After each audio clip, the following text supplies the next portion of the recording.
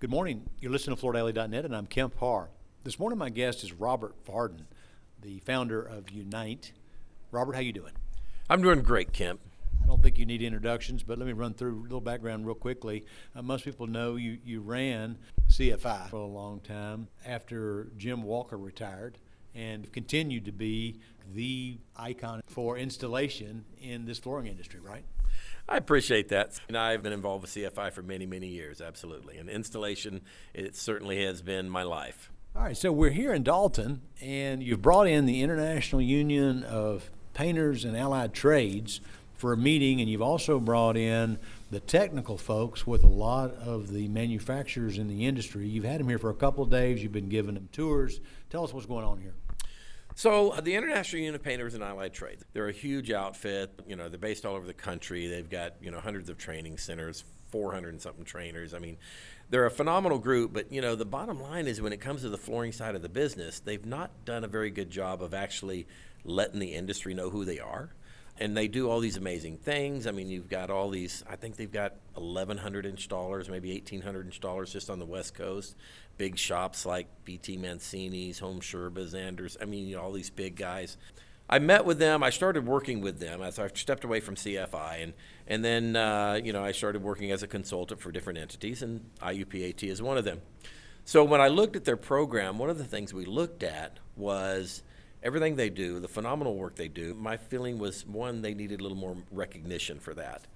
We were working a little bit with CFI. We were looking at maybe doing some stuff there, which would be a third-party cert. But the more we looked at it, the more as far as something that we could actually write into specifications, my recommendation was, you guys need to have your own. And so after conversations and so forth, they agreed, you're absolutely right. So what I did is again, that's the kind of stuff I've done for 20 plus years. So I kind of worked with them in creating what we are looking at as being the Masters Commercial Carpet Certification. Of course, it's going to be an IUPAT certification. And the great thing about them doing something like that, Kemp, is, they've got a 4 or 5 year apprenticeship program, depending on the region they're in. Some are 4, some are 5. And so it gave me the ability because, as you know, too, I've troubleshooted for manufacturers for years. And, I've tried to absorb every bit of knowledge and technical skill I can. And so, I wanted, I've never had the ability to just set the bar at a certain point and say, guys, this is it. This is where we want you all to be. But with the IUPAT, I can. So what I can do is, we've put together the certification. I mean, it's tough, Kemp. I got to tell you, even the reaction I got today from the manufacturers in the room, I think if I were to go out and round up 200 flooring installers randomly across the country and test them at this level, I don't know if I'd have 2 that would pass. I mean, it's a lot of technical information. It's 4 full days of testing and going to be performed in very large modules in and around those modules, depending on, obviously it's carpet, but we're also, we're covering carpet tile. But we're really starting in the beginning. I mean, if you look at the first phase of the test, job site analysis, from there you go into prep, demo. I mean, even before we get to the installation aspects, because those things are so critical to the success or failure of a job. Mm-hmm. So yeah, we came in Monday. We were fortunate enough to kind of go. A lot of these guys had never seen carpet made, and it's their industry, and we really had a great time. We went to went and engineered floors, and we went out to Kane, and we went over to Shaw, and the hospitality from all the groups that we went to was just amazing. We were over at Taylor. Yeah, the guys have really had a good. Just a quick shout out to this union. I mean, you mentioned this whole journeyman program. As we talk about installer shortages, the union actually doesn't have the issues that we're seeing some of the other areas because they have these programs of bringing in new talent, right?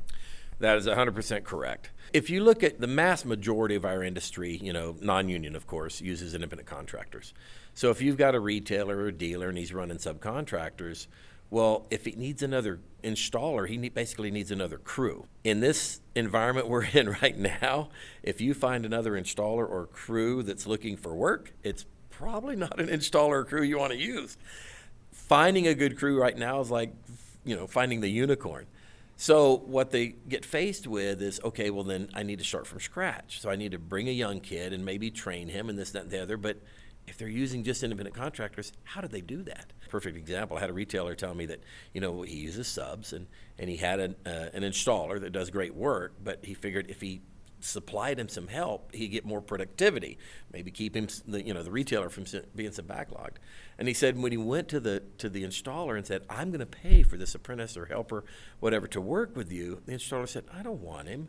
The retailer's coming to me like, I didn't understand that. And I said, let me tell you what's the situation. You've got a guy that he's geared to put so many feet down every day. He knows how to do it. He knows how to make his wage, how to pay his bills. You want to give him a guy that he can't even send to the truck for a stair tool because the guy's not even going to know what it is. So he don't want to babysit that guy.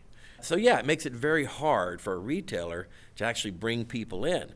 The union, on the other hand, they've got it all laid out. They've got the career path. They've got the recruiting mechanisms. They can bring them in. They can train them. They can place them with their signatory contractors. So by all means, yes, those groups have so much more of an advantage, and in most cases don't deal with installer crisis like the other side does. So what creates this need now for you to bring this group together and help them work on a standard? I guess you could call it a standard, because even with my Unite initiative, as I'm eventually phasing out of this industry, being an installer at heart all my life, my passion for the installer, I want to continue to try to raise the professionalism. What I've seen in the industry, all the troubleshooting, everything that I've done, there are a few guys that, in my opinion, reach the level of this skill set, technical knowledge, and ability. And I'd love to bring us all up there, okay? So if I can at least start with these guys at IUPAT and bring them up to this level, and believe me, those guys are pretty darn good already. It's amazing what they do. Yeah, to me, that was something that, and again, I think, having the manufacturers here, because it helps everybody.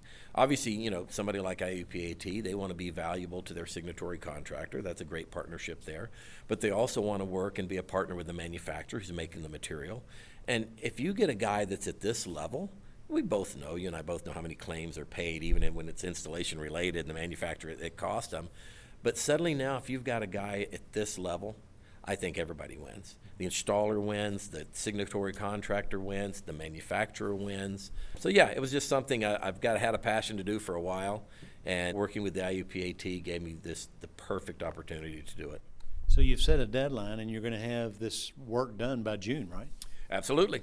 The majority of the work is done, meaning putting together all the content, meeting with the guys today, the manufacturers, to see, because today was not just to have them come and look, but, input, buy-in, make sure that, guys, and I told them in the beginning of this morning, I said, look, tell us what I missed. Tell us what we might be missing, what more we need to add, because they know what their pain points are. They know what their claims are based around. I've troubleshooted for years, but, sometimes I say, even if we know the answer, maybe we ask a question because it may have changed. But, so yeah, having them in and getting that input, so that's all done pretty much. Now it's just logistics stuff, wrapping up the written tests, logistics, time frame, outlines. But, yeah, we'll be launching the first ones in June. Okay, Robert, we've again been talking to Robert Varden, the founder of Unite, an installation icon in the business, and you've been listening to Kemp Harr and FloorDaily.net.